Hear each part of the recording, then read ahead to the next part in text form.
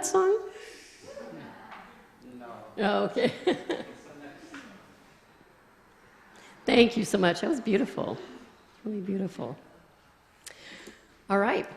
And now it's time for our main speaker. And that person today is our own Reverend Beverley Strutt.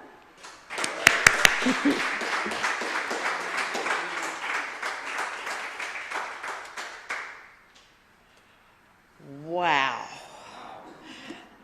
I showed up today to think that I was going to be in service to everybody. Well, let me tell you something. I've just been served. I don't know. I think I'm just going to pack it up and go home. It's been done, and done magnificently already. Wow. Thank you, guys. Thank you, Danica. And thank you, Sandy. Thank you for stepping in. I'm going to take a breath and welcome everybody to this absolutely beautiful day, this beautiful center, and this beautiful community. And if you're out there online, welcome, because you are as much a part of our community as even Dennis, sitting right up here in the front row. He might be doing a little bit more right now than you out there, but still, it's all this part of this wonderful, wonderful community. And guess what? It's the end of January.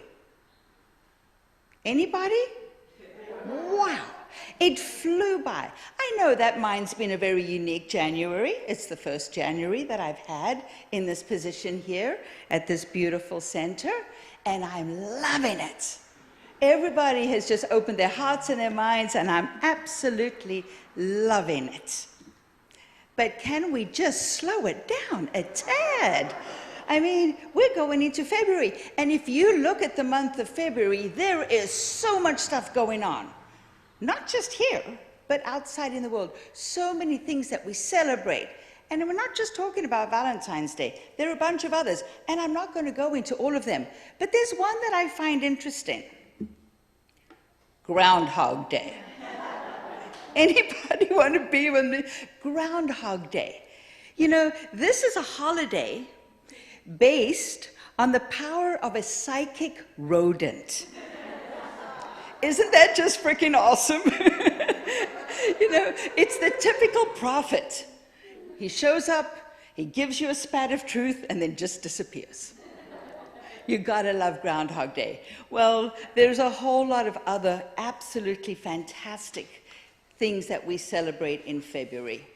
Many of them we will address as we go through the month. But one of the ones that actually begins today is the season for nonviolence. Well, love is all that there is. It's all we are. We can't get away from it. It surrounds us. I would wish I could quote those words of love right now. But so what we know about the season for nonviolence is a global grassroots campaign dedicated to raising awareness about the transformative power of nonviolence. The season was established by Arun Gandhi, Mahatma Gandhi's grandson, as a yearly event celebrating the philosophies and lives of Gandhi and Martin Luther King Jr. The season actually marks the 64 calendar days between the memorial anniversary of the assassination of Gandhi on January 30th and that of King on April 4th. The thing that has always been said about how we approach this season, it's all about love. It's absolutely all about love. Martin Luther King Jr. says this: nonviolence is absolute commitment to the way of love. Love is not emotional bash. It is not empty sentimentalism. It is the active outpouring of one's whole being into the being of another. Outpouring your love into another. A violent world, you know, we look around us and we go, it's just the way it is. It's not going to change. We have to accept that. Now, any of you that might have heard my talk the very first Sunday of this month, I use those exact words. It's just always going to be this way. We can't change it. This is not the truth. We get to transform. And how do we do this with nonviolence? We do it through love. We do it through love. We can begin with the love of our own selves. Because think about how violent we can be with our own selves and judgmental. And from there, we walk it out into the world. But it does take a leap of faith to know that we can actually transform the violence that we see around us in the world. We can actually transform it, and all we have to do is pour out love. Robert Lawrence Smith, who wrote the book, A Quaker Book of Wisdom, said this: "A leap of faith is required if we are to believe that nonviolence can heal a violent world, that turning the other cheek when struck, instead of striking back, can end a fight. We need faith to believe that by loving our enemy, we can eventually transform them into an ally. That even when nonviolence fails to achieve peace, it can succeed in curing hate." Even when nonviolence fails to achieve peace, it can succeed in curing hate. This sounds like a call to action for me. Normally I leave the call to action for the end of the service, but right here, right now, before we move anywhere forward from this place, I want us all to take a breath into that place of love, into that place of desire, that place where we can actually feel the transformation that we ourselves can walk out in this world every single minute by a choice to not interact or go forward into a fight, to stop and to just throw love at it. Are we in? Yeah. Are we in?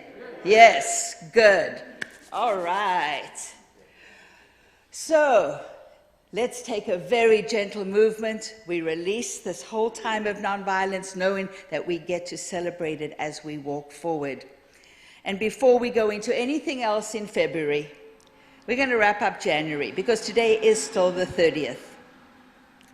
And this month, we've looked at everyday wonder. What do we do? What do we see? How can we enjoy everyday wonder in the world around us? We've walked through a wonder everywhere. We've walked through transformation. And then last week, Rabbi Rachel, brilliant as she always is, went, question everything. And so she said, by her nature, she's a rabbi. That's what she does. That's what they do. As a Jewish community, she was very open. That's all we do. We question everything. So it was the absolutely perfect topic for her. And guess what I got today? I got prove it. You think? You think that suits me? Prove it. If any of you have been around me long enough, you know I stand in that conviction. Just go and do it. Just do it. Do it. Just go and do it. You'll see. The results will come forward. It will happen. Prove it. Don't listen to what I got to say. Well, no, that's not the truth. Listen to what I got to say, and then go out and prove it. Prove it to be the truth for yourselves. And I start with a little piece from Dr. Ernest Holmes. He is the founder of our teaching, so I think it's appropriate I give him a little action up here, right? Okay. He says one of the greatest difficulties in the new order of thought is that we are likely to indulge in too much theory and too little practice. As a matter of fact, we only know as much as we can prove by actual demonstration. That which we cannot prove may or may not be true, but that which we can prove certainly must be and is the truth. He goes on, of course, the theory of any scientific principle goes beyond its application at any given stage of the unfoldment of that principle and the evolution of its accomplishment. If this was not true, there would be no progress in any science. The sciences are objectively real to us only insofar as we demonstrate them, and until demonstrated, they are suppositional. So far as practical results are concerned, if there is any field of research where the practical application is necessary, it is in the metaphysical field. The reason being that the principle of metaphysics seems less tangible to the average person than does the principles of other sciences. So we are metaphysicians, each and every one of us. So we are called to even a greater understanding of how do we prove the principles? How do we prove what we teach? How do we go about doing that? And there are many, many ways to do that. So what we begin by doing is establishing what are the principles we believe. Well, I'm just going to go with one today. Change your thinking, change your life. This is the core of our teaching. This is just a basic core. But how difficult is it for us to get on board with this? Oh, it's that easy. I'll have a different thought. This is great. But know that that different thought is actually going to prove and produce a different result. You know that idea of madness is doing the same thing over and over again and expecting something different to happen. Well, how often does that happen? Oh no, I want a completely different result, but I'm going to do the same thing today. I'm going to have the same idea. I'm going to believe the same thought. I'm going to say they say 1,000 times. And guess where I land up? In exactly the same place. So we can take these principles, these ideas, these theories, these philosophies, and put them into action.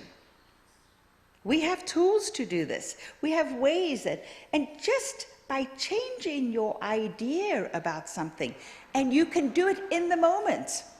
You can find yourself in the middle of one of those turmoils, stuck in the old way of thinking, and you can stop, take a breath, and just have a new thought, a completely new thought. So one of the things we can look at through this, I have this absolute, I don't know what it is, this fascination with art supplies. Absolutely. I used to work on a cruise ship. I was a dancer on a cruise ship. And one of my best friends, Joni, was this magnificent artist. She was wonderful. I mean, it was just crazy. But every time we got in port, we would find an art supply store. And I was always in the middle. I was like a kid in a candy store. I just loved it. And one day she looked at me and she said, you know, Bev, you've got to have some talent in you. I was like, yeah, I don't know if it's in that field. She goes, but the way you are with the art supplies, there's got to be something there. Let's start looking at them. And what I really came to realize is that you can tell me everything about the art supplies. You can tell me what this medium does and what this medium and what you're going to produce and how it's going to happen. But until I try it, it's not going to work for me. And yes, there are some mediums that are a bit more predictable. If we're using acrylics or if we're using oils, it's a little bit more predictable. We still have to learn how to use these and how to make them our own in our own way of looking at the world. What is it that we want to produce? So we look at it from that point of view, and then you get watercolor. Anybody? Anybody try to use watercolor? Yes. All right. We know all the theory, we know all the potential, we know the outcome, and then what do? Surrender. Because watercolor is going to take on its own life.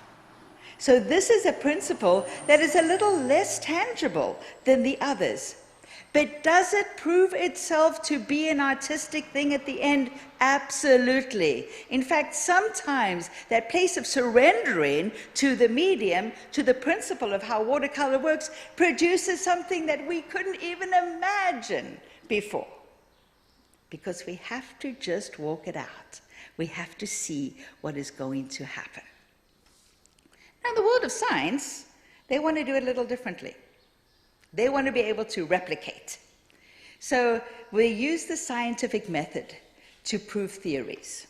Observation, questions, research, hypotheses, test it out, experiment, analyze, report the conditions. And then we get to the place in science where we have to be able to replicate it.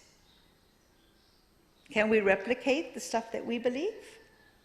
Absolutely. Because here's the wonderful thing about us as humans, is that once we've seen the result one time, we're going to go, yes, I can do this. We may have a little doubt of whether we can do it again, but if we do it again, we will see it. And if we're willing to connect the dots of the magnificent around us into an action that we've actually taken, even if it's in the muck, even if it's when we're looking through that manure for the pony. Anybody remember the pony? No matter what it is, when we see that, we have the confidence of knowing that it works because we've proven it. We've proven it again and again and again. And this is why we get called to do it. You know, they say, how do you get to Carnegie Hall? Practice, practice, practice, right? And then how do we demonstrate a principle? By proving it. And how do we live spirituality? By practice and proving. We practice what we teach, and we prove it along the way. Now, the great thing about the practice and the proving is that you get to come to class with me.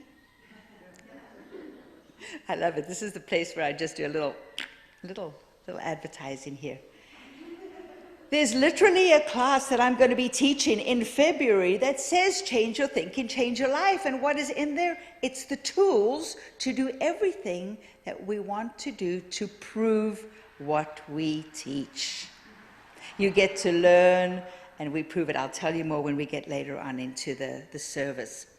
But I have to share this fantastic little story with you. This is about Johnny. Anybody here by the name of Johnny? Wow, thank goodness. One day Johnny decided he wanted to get healthier. So he joined the local gym. Included in his membership were 3 sessions with a personal trainer. At their first meeting, after listening to Johnny's goals, the trainer helped him create a plan and showed him some exercises to get him started. Johnny paid attention to what the trainer was showing him, and he even took notes. Johnny left the gym feeling very, very, very excited. A few weeks later, Johnny comes back. He meets with the trainer, and the trainer gave Johnny some more exercises, suggested some classes, offered at the gym, and what he might want to do just to increase what he was set out to do, his goals. He talked about the possibilities of nutritional changes, a bunch of other things he shared with Johnny. On their 3rd session, Johnny was complaining. He complained to his trainer that he wasn't seeing any results. Curious and wanting to better assist Johnny to achieve his goals, the trainer asked him a couple of questions. Which classes have you been taking? I haven't taken any classes, said Johnny. What dietary changes have you made? None, he replied. Of the exercises I showed you, which ones do you do the most often?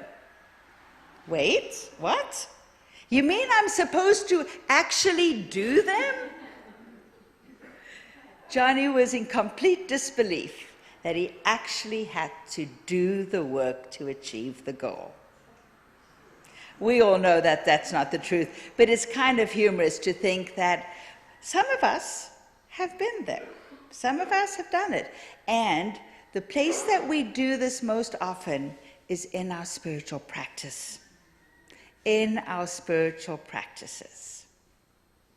And that's kind of sad because, we all know that when we work on our inner self, which, by the way, is the theme for February, when we work on our inner selves and we do the transformation and the shifts, things start to happen. And we're not just relying on repeating the words. We're not repeating the words, oh, I can quote this and I can say fancy sayings. No, I am actually proving this in my life as I live it and walk it out every single day. This is one of my all-time favorite quotes from Dr. Ernest Holmes. He says, I would rather see a student of this science prove its principle than to have them repeat all the words of wisdom that they have ever uttered. And I think we've seen this a lot. We see people that can quote and talk and read about everything, and then we look at them and go, how is this actually working out for you? We really need to test these principles, put them into action, try them on for size. And really, in the words of our dear, dear, dear Yoda, do or do not, there is no try, none whatsoever. So my call for you, besides the call to throw in love at any violence you see around you, my call for you today is to take a principle that somebody has given, and I hopefully that it might be me, about what we teach here. Take it into your life, put it into action, try it on, prove it, and then prove it again. Prove it again until it is so ingrained in you that there is no doubt about how this works, and you can walk it out in every day, every way, and know that you are truly transforming not just yourself, but the world from within. That's the call to action. If you couldn't write it down, see me afterwards, I'll be able to repeat it for you. But let me just finish up with this little piece from Dr. Holmes. What we demonstrate today, tomorrow, and the next day is not as important as the tendency which our thought is taking. The dominant attitude of our mind. If every day things are a little better, a little happier, a little bit more harmonious, a little bit more health-giving and joyous, if each day we're expressing more life, we are going in the right direction. So remember, in those demonstrations, if they are not complete immediately, but you can see the shift down that right road, stay with the road. We are going in the right direction, and we are going together. All of us as a community, as we raise ourselves up and each other, we go together. Thank you. So it is.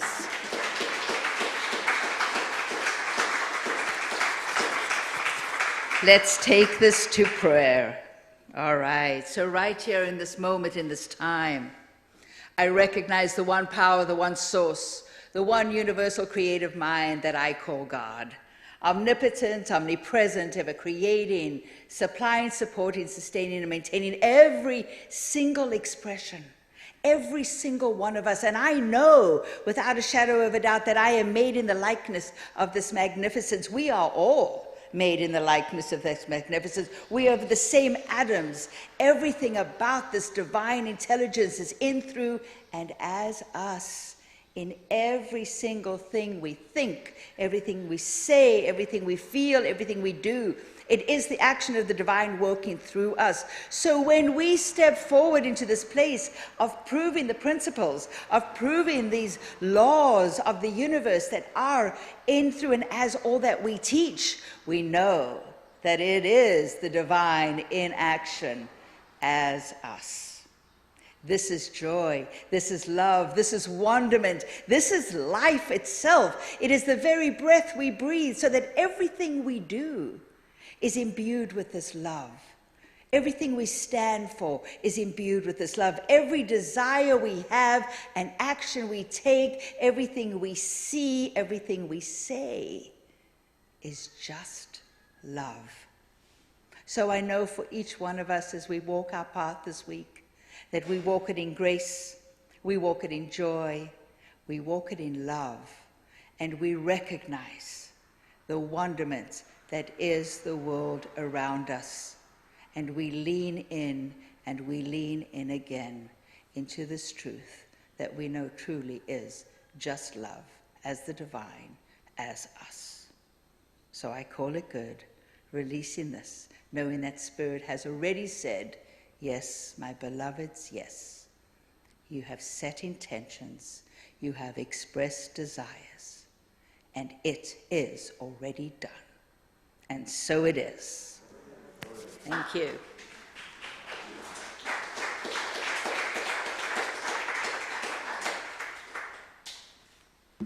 All right, thank you so much. So inspiring.